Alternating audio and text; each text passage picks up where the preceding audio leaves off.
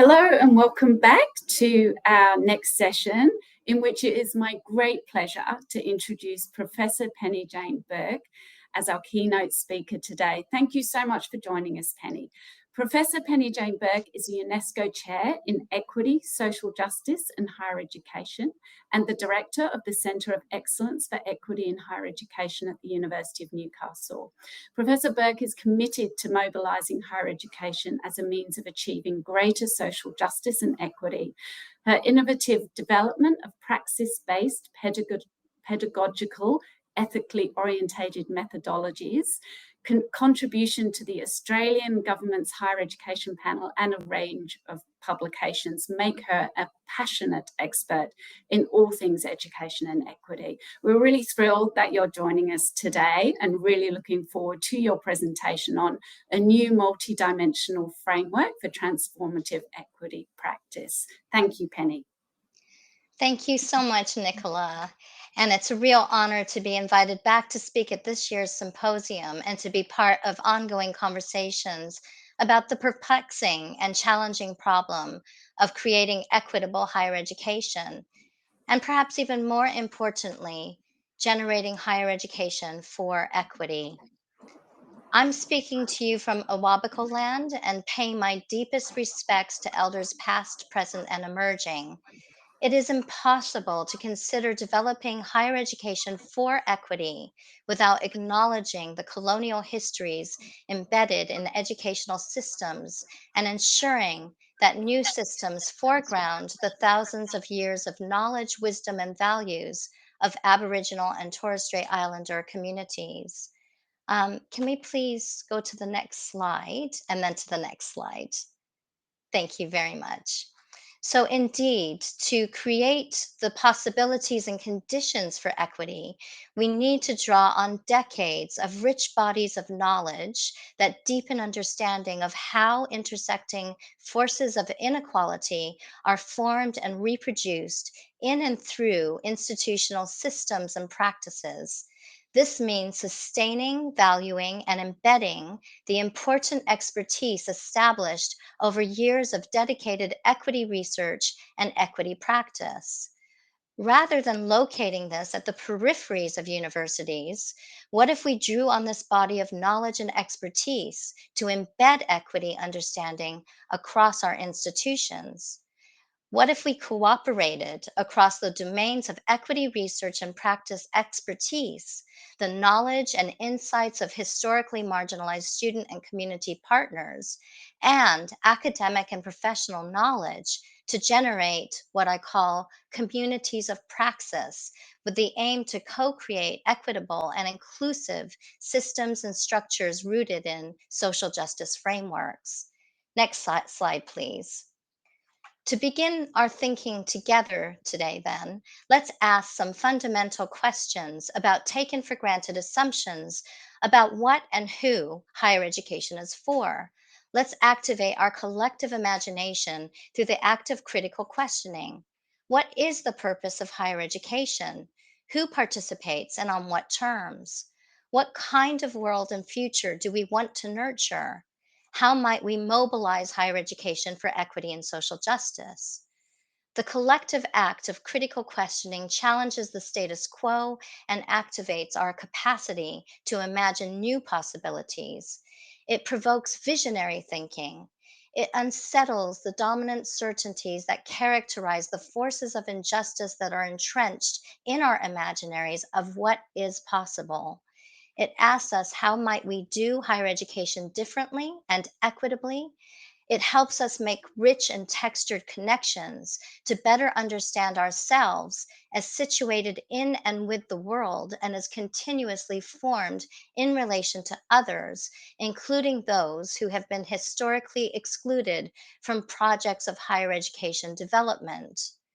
Critical questioning deepens our understanding of our complicated relation to power, difference, and injustice. It enables us to make connections between our personal histories and the wider histories of which we are part, to trace our values, understanding, and perspectives in relation to wider debates, histories, and social relations. This critical questioning is a form of praxis that enables us to reimagine social action. Transformative higher education for equity enables the capacity to dream and remake the world. My position is that higher education should always provide such spaces to enable time and space to think and do in new ways, and institutional capacity to think with communities and students as partners in a collaborative project of social, environmental, and cultural justice. Next slide, please.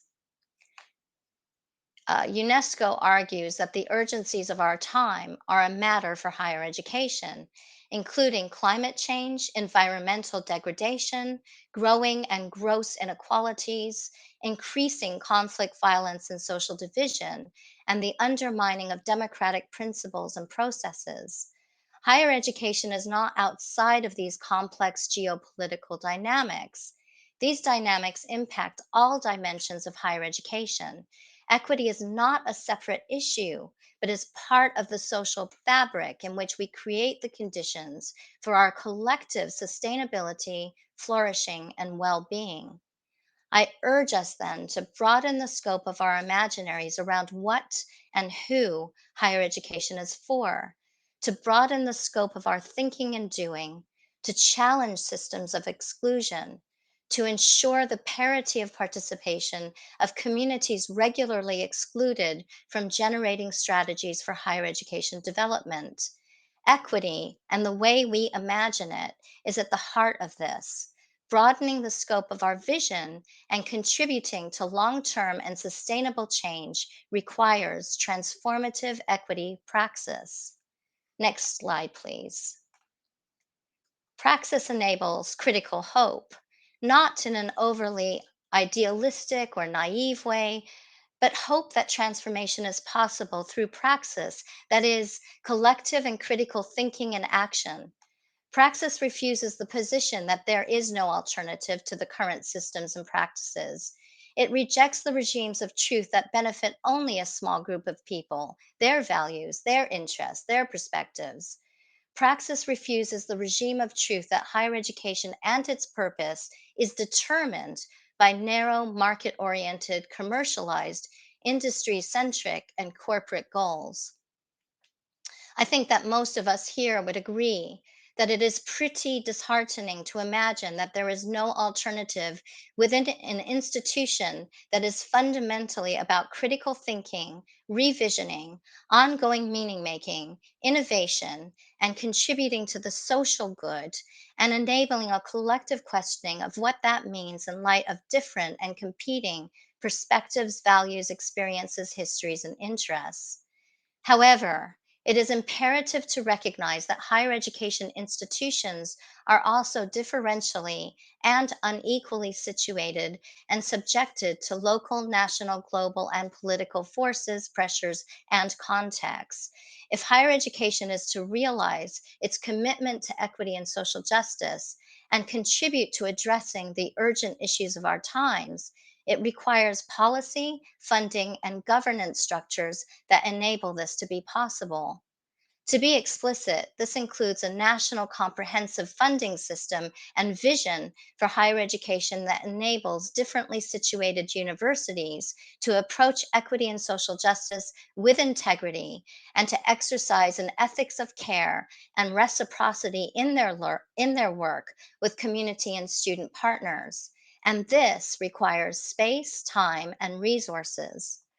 While calling on government, policymakers, and civil servants to recognize their role in creating possibilities for equity and social justice transformation, universities and their leaders also have a key role to play.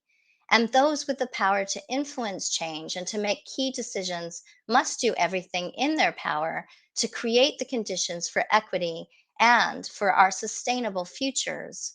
Next slide, please. Currently in Australia, we have the university's accord process for reforming higher education taking place right now.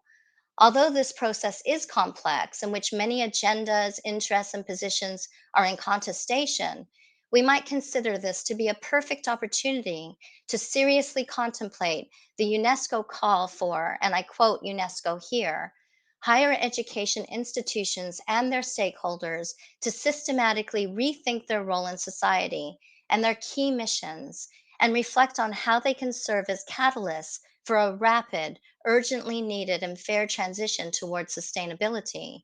The complexity of the issues at stake means that solutions should be part of a radical agenda that calls for new alliances and new incentives. And Professor Marielle Kane, who is leading the Australian Accord process, asked a question at the heart of my lecture today. She asks, if we can't reform our own system, then what can we do? And we might begin system reform by privileging the knowledge, experience, and wisdom of communities whose voices have been marginalized and misrepresented through multidimensional injustices. We might begin by rejecting hyper individualist deficit imaginaries of equity that place it at the peripheries of our mainstream work. Next slide, please. Transformational equity praxis requires a shift away from individual professionals carrying the responsibility to redress generations of disadvantage and inequality to rigorous methodologies and social justice frameworks that bring people together across communities of praxis to collaboratively develop critical knowledge and action across disciplines, professions, and sociocultural positions. We require transdisciplinary and transprofessional alliances that generate new structures for deep forms of collaboration, reoriented to our social connectedness rather than competitive individualism. And Naomi Klein asked the important question that I suggest should be central to our efforts to build higher education for equity. What are the systems that encourage the best parts of ourselves, that support our impulse towards solidarity and compassion, as opposed to light up the most individualistic part of ourselves? Praxis based equity frameworks contribute to co developing such systems of solidarity and compassion. However, this alone is not enough. We must pay close attention to the insidious inequalities that are regularly ignored, silenced, and rendered invisible through a preoccupation with measurable forms of data and evidence as holding all the answers. Next slide, please. A key example is the way we continuously invoke the metaphor of a barrier, an overused terminology in educational policy and practice. This metaphor ignites our social imagination that the problem of equity is relatively simple to fix as long as we figure out how to measure it. Barriers are tangible, concrete things that are observable and thus easy to quantify and measure. These ideas are so seductive that we then ignore the insidious inequalities that are rooted in the very foundations of higher education, even as we seek to build equity within it. A powerful way that insidious inequalities are sustained is through deficit imaginaries. This refers to the idea that equity interventions must correct the perceived deficiencies of individuals constructed through the lens of disadvantage. The problem is located in the bodies of those targeted by equity policy and practice, thus reproducing hierarchies between those granted the power and influence to construct and implement policy and those for whom policy is projected. Dominant temporal structures privilege the quick fix approaches that oversimplify rather than develop long term commitments in which equitable and participatory processes and relations can be developed and sustained. Through deficit imaginaries, particular aspirations and identities are privileged and valued.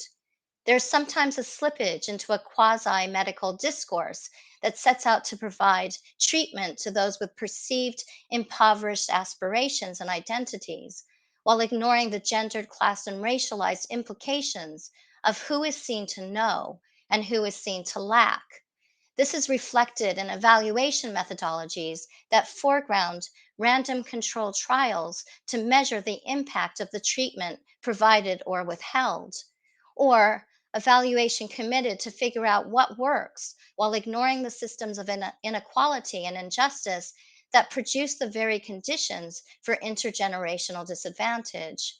Such perspectives have led to a legacy of educational policy and practice committed to raising aspirations through outreach programs. And the idea that communities lack aspiration is unacceptable and pathologizing. Equity is reduced to a set of interventions, preferably data led, large scale, and measurable, and focused on changing individuals constructed through disadvantage with minimal attention to the historical, intergenerational, and deeply entrenched multidimensional inequalities in which aspirations and identities are formed, validated, and enabled. The effects of this are damaging. Disadvantage becomes reduced to one dimension, such as low socioeconomic status. This one dimensional focus is then projected onto identity, referring to students as low socioeconomic status student, for example. The socioeconomic inequalities that create the problem of educational disadvantage is conveniently relocated to the individual who must then transform themselves. This is not only pathologizing, but also ignores that social disadvantage and inequality is multidimensional, systemic, and built into institutional structures and mechanisms. Deficit imaginaries get lodged in policies and practices that deepen rather than challenge social disadvantage. We become locked in a vicious circle of perpetuating the very inequities we are seeking to remedy. Next slide, please. Equity policy and practice has been characterized by commitments to parity of participation. However, conceptions of parity are too often one dimensional, strongly framed by a quantitative conception only. This reinforces deficit imaginaries by counting numbers of people within one dimensional policy categorizations, driven by questions such as how many from low socioeconomic status backgrounds accessed higher education in a particular year.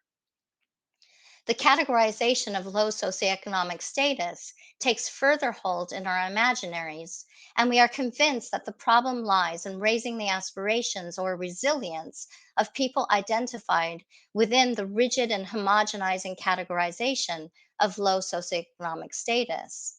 We lose sight of the root problem that could be illuminated through questions such as what are the social and economic structures that reproduce the conditions in which there are growing inequalities that affect educational access and participation? What are the relations of maldistribution that perpetuate inequality and educational disadvantage? And how do these social and economic inequalities affect how different people are unequally recognized and valued both in society and inevitably in higher education? In short, we need a reframing of notions of parity of participation to challenge deficit imaginaries and to support higher education development for equity and sustainability. A social justice reimagining of parity of participation substantially deepens engagement with equity by examining the implications of who participates and on what terms. Nancy Fraser explains that parity is not a matter of numbers. It is a qualitative condition of interacting with others on an equal footing. Next slide, please. So, what is to be done? How do we move away from deficit imaginaries couched in one dimensional approaches to parity of participation? Our international literature review reinforced the need for conceptual resources and communities of praxis that would enable the co development of rigorous strategies for transformative equity praxis.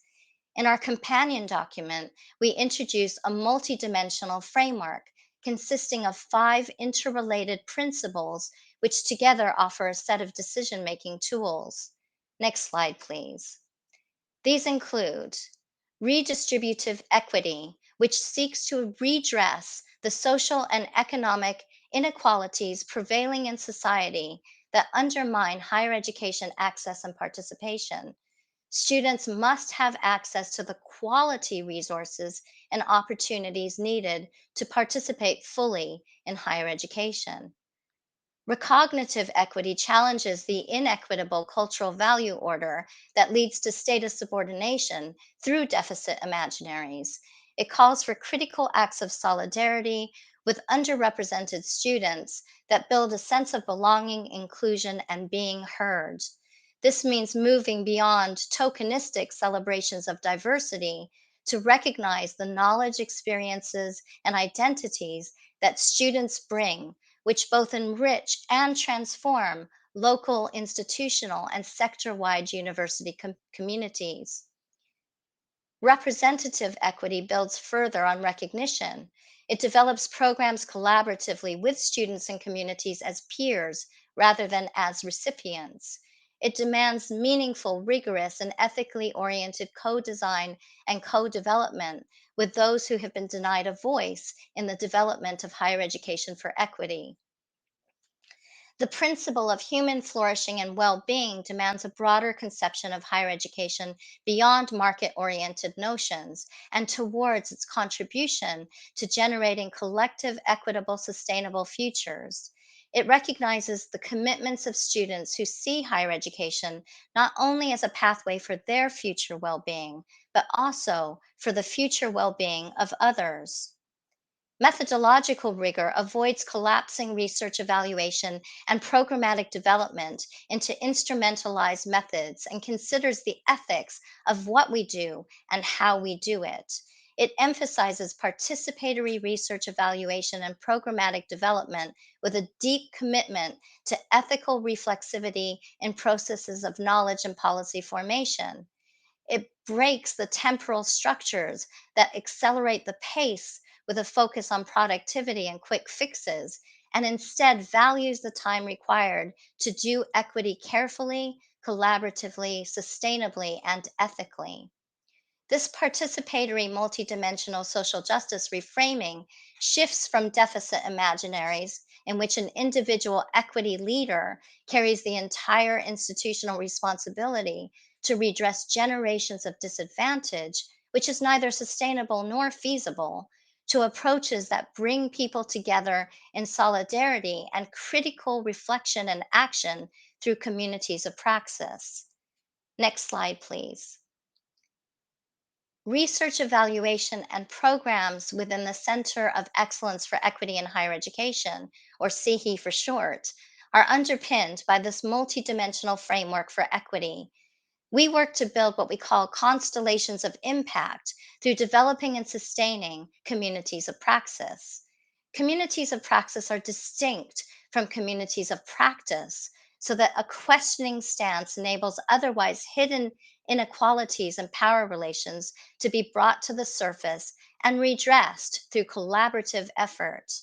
Questions that communities of praxis might work with include: how might we create community centered programs that redistribute higher education resources for equity? How might we draw on those resources to value and recognize those knowledges, histories, and identities that have been marginalized through deficit imaginaries? How might we create spaces for the representation of different voices, knowledge, and perspectives that have often been silenced or excluded?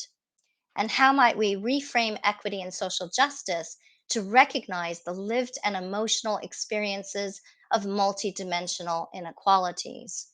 How might we develop methodologies that sustain engagement with these questions through communities of praxis? These reorientations established by CEHE underpin the UNESCO Chair in Equity, Social Justice, and Higher Education. A key aim of the UNESCO Chair's work is to dislodge deficit imaginaries that are built into our structures, policies, and practices in ways that are insidious and almost impossible to see. Our program of work involves four interrelated streams that aim to mobilize higher education as a vehicle for equity and social justice. Next slide, please. The first stream focuses on gender injustice and its manifestation in gender based violence, what the United Nations calls the shadow pandemic. Gender-based violence is an insidious and widespread social problem across the globe rooted in gender injustice, but often only made visible through the stigmatization of the victim survivor. This is a profound form of misrecognition, intensified for student victim survivors by the deficit imaginaries that underpin equity policy and practice in higher education. Globally, 1 in 3 women will experience gender based violence in their lifetime. In Australia, 1 in 4 women have experienced violence by an intimate partner since the age of 15, but this rate is higher for women from socioeconomically disadvantaged areas, for women with disability, for Aboriginal and Torres Strait Islander women, for LGBTQI plus communities, and for women living in rural and remote areas. Gender based violence is estimated to cost Australia about $22 billion annually. The transformative potential of higher education for student victim survivors is important to recognize. However, transformation becomes distorted through the lens of stigmatization and deficit imaginaries. This is part of the social denial of the magnitude of the problem of gender based violence and higher education's crucial role to play in actively challenging gender based violence as part of its broader commitment to equity. Next slide, please. Last month, all levels of Australian government launched a national action plan to end gender based violence. This is a significant step in recognizing the social epidemic that is devastating to our society. However, higher education's potential contribution is a gaping hole in our national plans. Although the profound detrimental and long term effects of gender based violence on all dimensions of personal and social health and well being has been strongly articulated over recent years, the impact of gender based violence on higher education equity remains a silent issue. Next slide, please. To redress this, the UNESCO chair team have conducted research with 430 student victim survivors in the Newcastle region and have found that gender based violence profoundly undermines higher education equity. Some key findings include the majority of gender based violence experiences happened in students' own or someone else's private residence.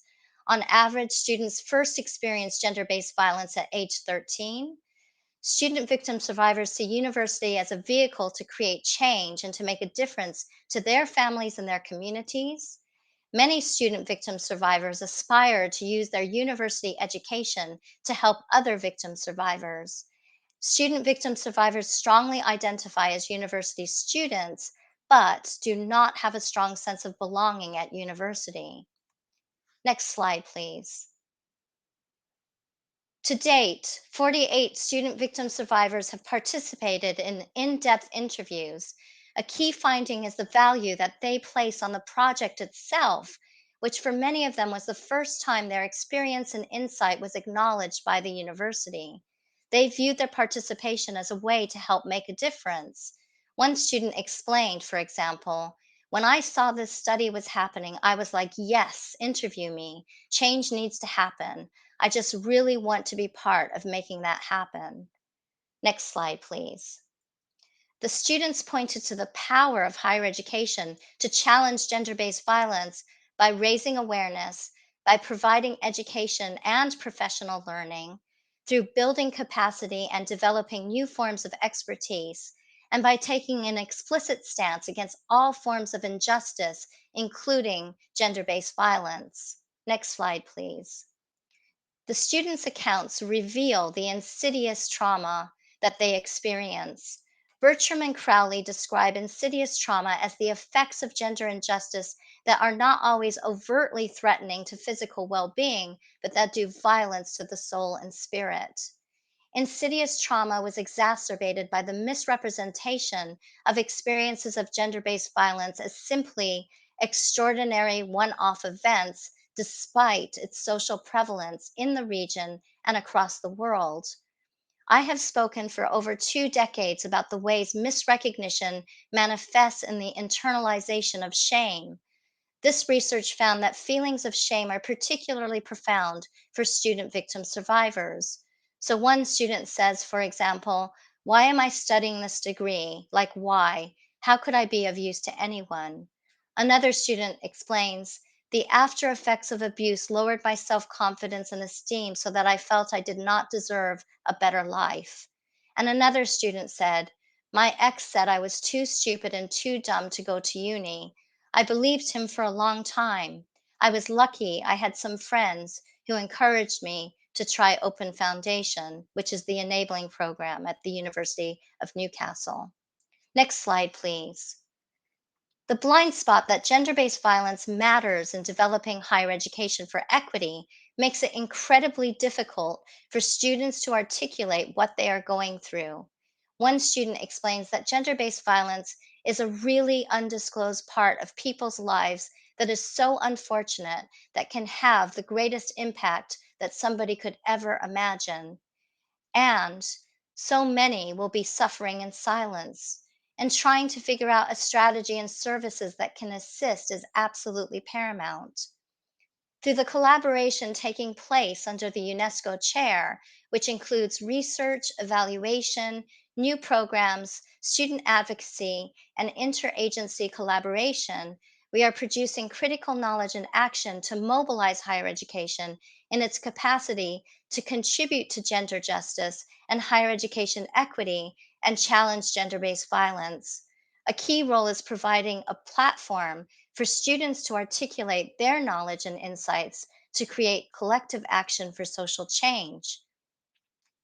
The UNESCO chair team forms a community of praxis with student victim survivors and community organizations to build a new gender justice hub. The aim is to generate navigational capacity, redistribute resources and opportunities, open time and space to engage diverse participants critically with these complex issues, recognize and represent the significance of student victim survivors' knowledge in developing higher education for equity, and to create new forms of expertise to enable victim survivors to thrive in, through, and beyond higher education so that they can make a difference to others. The overarching aim is to build efforts to eradicate gender based violence by mobilizing higher education for equity and social justice. Next slide, please. So, my aim in this keynote lecture has been to try to provoke our collective imaginations through critical questioning as a form of collective praxis. I have shown that deficit imaginaries rooted in postures of certainty overwhelm our energies, investments, and efforts to build higher education for equity and social justice. We need to explicitly refuse the idea that there is no alternative and to collectively generate new ways of thinking and doing. The university should be a partner in such processes in a social justice framework of redistributed leadership and deep relational collaboration. The narrowing of higher education for market centric purposes undermines our capacity to address the significant issues of our times, including eradicating poverty, reducing inequalities, and building gender equality, key sustainable development goals that have equity and social justice at its heart. If we ignore these social imperatives, we ignore the need for creating the conditions for our collective well being and flourishing, and the powerful role that higher education can play in this. The UNESCO Chair project illuminates that students have high aspirations to contribute to society, including participating in meaningful paid work that benefits themselves and others. We need to recognize that students' aspirations are relationally formed with their families and communities. In this way, student and community partners are co leaders with universities in processes of reframing the purpose of higher education and of contributing valuable knowledge and wisdom from their experiences of historical, intergenerational, and often perplexing multidimensional injustices and inequalities. We cannot contemplate a reformed system of higher education for equity without understanding the significance and value of this knowledge and wisdom. Finally, I would like to pay special and heartfelt tribute to the student victim survivors who are participants in the UNESCO Chair Project and for the immense wisdom and knowledge that they bring. I would also like to acknowledge the incredible UNESCO Chair and CIHI team and our community and international partners. Importantly, the UNESCO Chair scheme is not conceived of as the work of a lone scholar, which also reflects the values of CIHI. UNESCO understands that transformation can only come through collective action, through cooperation, collaboration, and meaningful parity of participation in the project of change. It is only together that we can build sustainable higher education for equity. Final slide, please.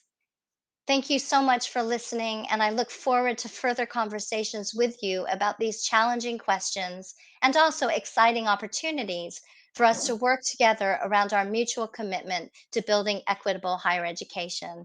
Thank you so much.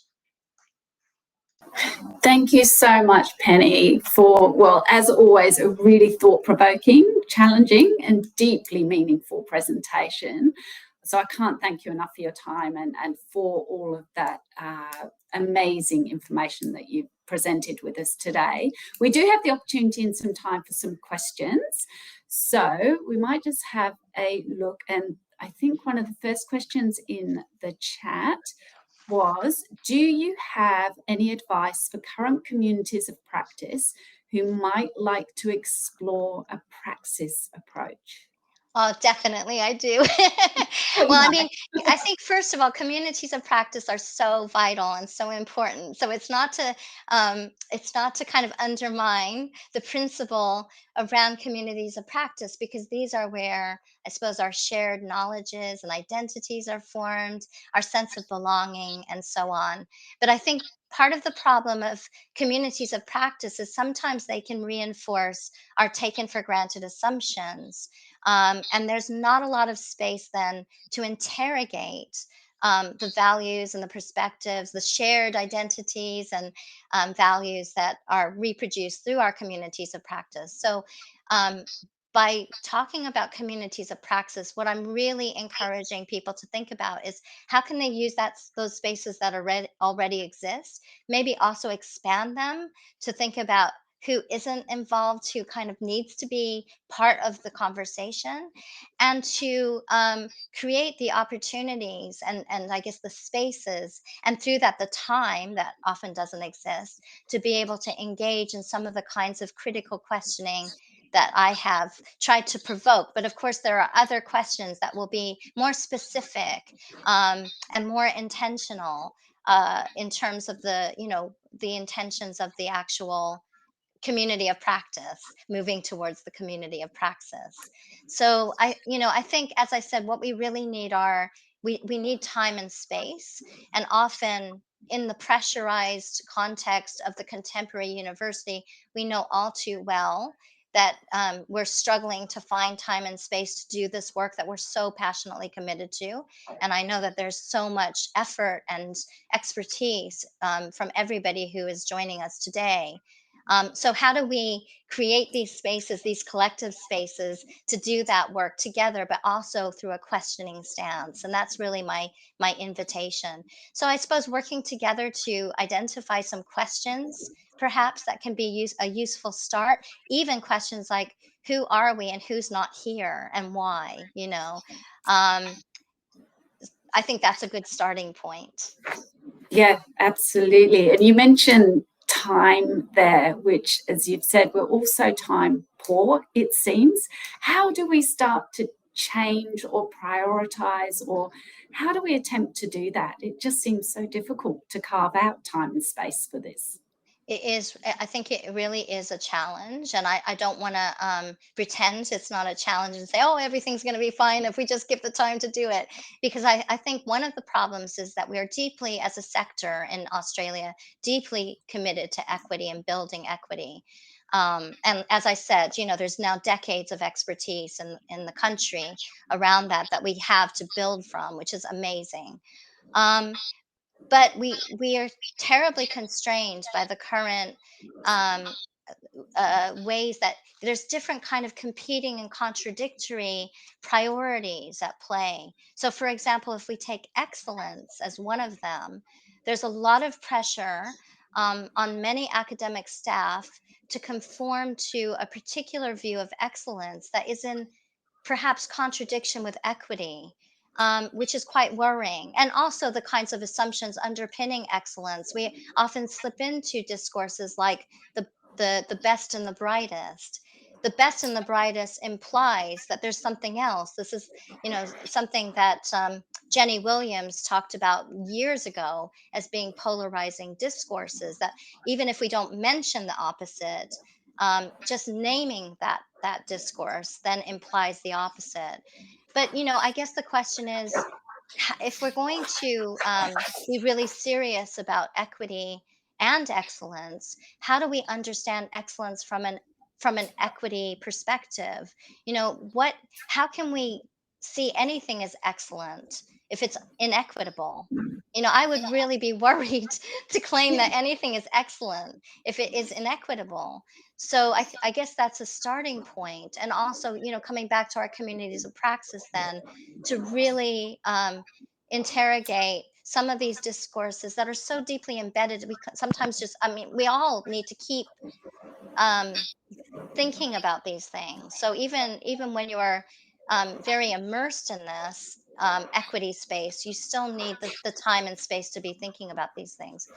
Um, but I guess what it comes back to as well is, right now, while we're in a period of reform or thinking about reform, it is a really important time to be thinking about what are our priorities, um, and how can we meaningful address questions of equity and their relationship to the wider United Nations Sustainable Development Goals, because those are all Yeah. intersecting.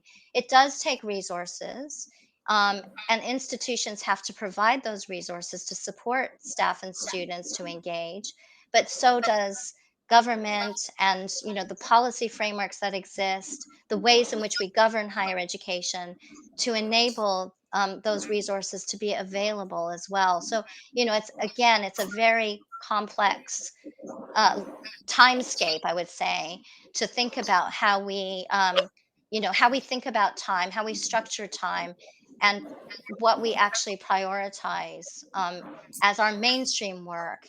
And I suppose that the deficit imaginaries relocate equity all the time at the peripheries, and that leaving equity at the peripheries is never going to make long-term change.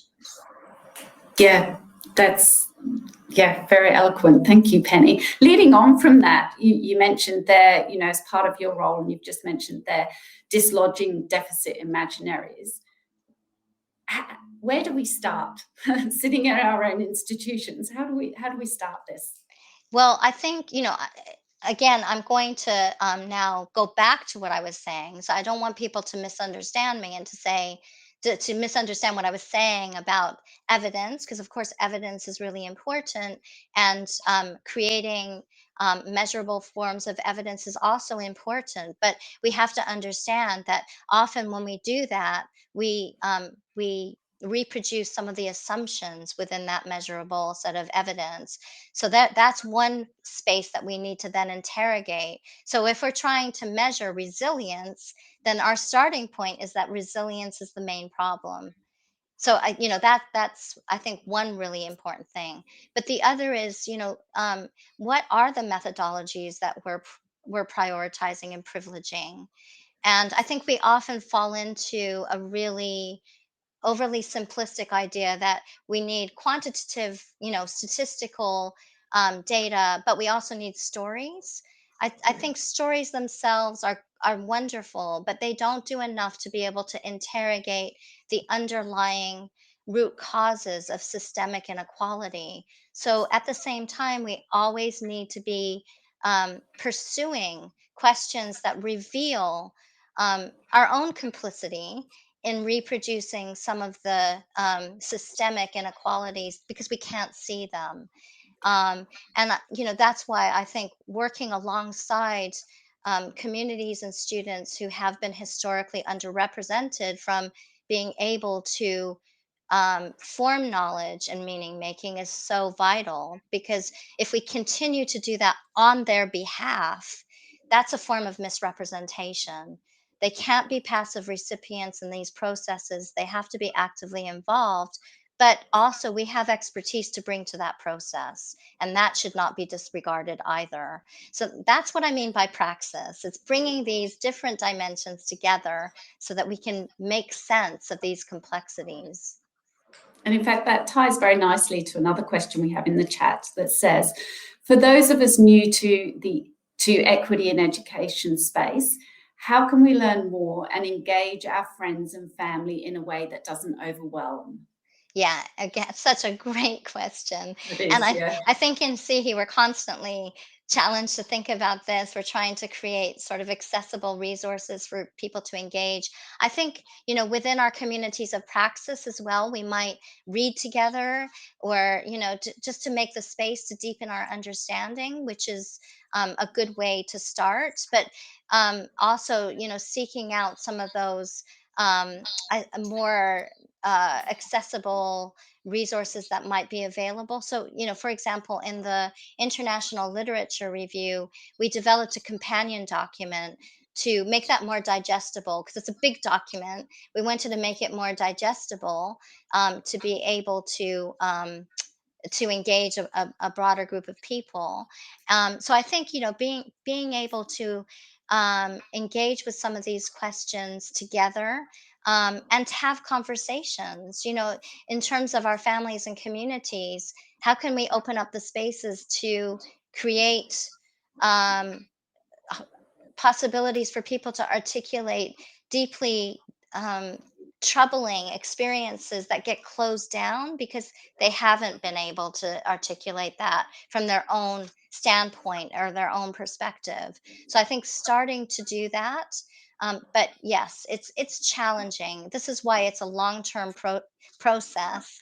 But we have to engage it if we're going to do this meaningfully, ethically, in terms of, really bringing in a kind of ethics of care. Then we have to engage those challenging questions. So thank you so much for that question. Actually, it's great. That was a great question, wasn't it? And a great way to end as we're coming to the last minute in our session. So, Penny, I just want to sincerely thank you for your time and effort and joining us today to share your knowledge with us. And I know that you have definitely will have provoked our collective imaginations. We will all go away pondering some of, your perspectives and what you've just shared with us. So really sincerely, thank you so much, Penny, for your time today. And it's a pleasure as always. So thank you. Well, thank you so much for inviting me here, and to everybody who is participating in this. And yeah, it will be great to have these ongoing conversations across our different commitments. So thank you so much for the opportunity. You're welcome. Thank you.